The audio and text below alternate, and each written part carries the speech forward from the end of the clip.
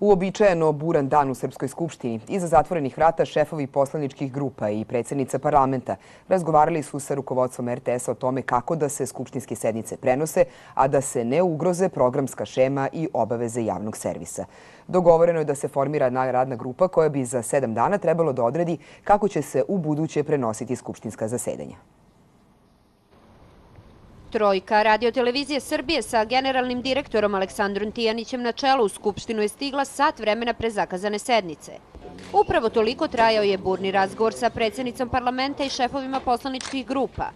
Rezultat je dogovor da se oformi radna grupa koju bi predvodio sekretar Skupštine, a u čijem bi radu, osim parlamentarnih stranaka, učestvovao i predstavnik RTS-a.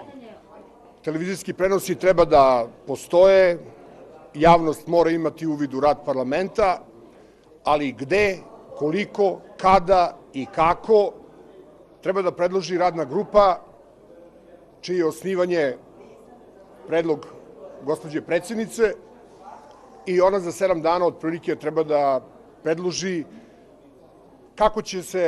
kako će javnost Srbije pratiti buduće zasedanja. Poseban parlamentarni kanal i dalje na RTS-u, neka druga televizija i sve to do digitalizacije 2012. godine kada će konačno, nadam se, Srpski parlament dobiti svoj 24-časovni digitalni kanal. Formiranje jedne grupe koja će predložiti kako da obezbedimo javnost u radu.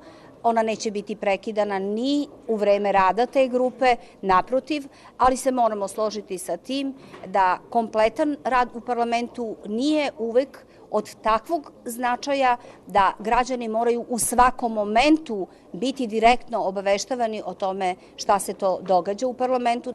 Na ovaj predlog različito su reagovale opozicione stranke. LDP nije ni prisustvovala sastanku. DSS tvrdi da je u pitanju jasna namera većine da ukine prenose, dok radikali i Nova Srbija najavljuju da neće učestvovati u radnoj grupi.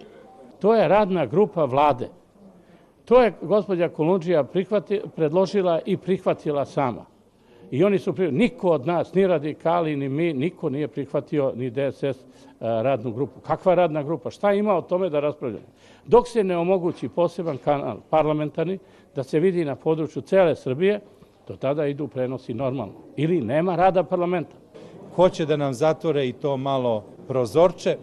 I što se tiče Srpske radikalne stranke, mi nećemo učestvovati u ovom, da kažem, nazovi radnom telu vladajuće većine.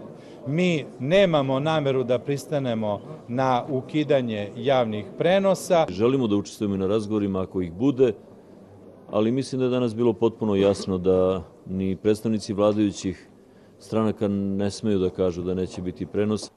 RTS, međutim, nije ni predložio da se prenosi ukinu. Skupštini je ponudio sporazum o saradnji i tehničku pomoć radi osnivanja kablovskog parlamentarnog kanala koji bi do digitalizacije 2012. prenosio zasedanja. Do tada kolegijum RTS-a predlaže da javni servis važnije sednice prenosi od 10 do 14 časova. Predlaže se i da RTS u danu kada treba da ispuni svoje ranije preuzete obaveze, skupštinske sednice emituje odloženo ili putem jednočasovnih pregleda rada koje bi uređivali predstavnici parlamentarnih stranaka. Inače, direktni prenosi skupštinskih sednica trajali su u prošloj godini 84 dana, a koštali blizu 1.400.000 evra. Oglasilo se i Nezavisno udruženje novinara Srbije osuđujući poslanike koji rad parlamenta uslovljavaju direktnim prenosima na RTS-u. To je nezakonito i predstavlja atak na autonomiju javnog servisa, navodi se u saopštenju.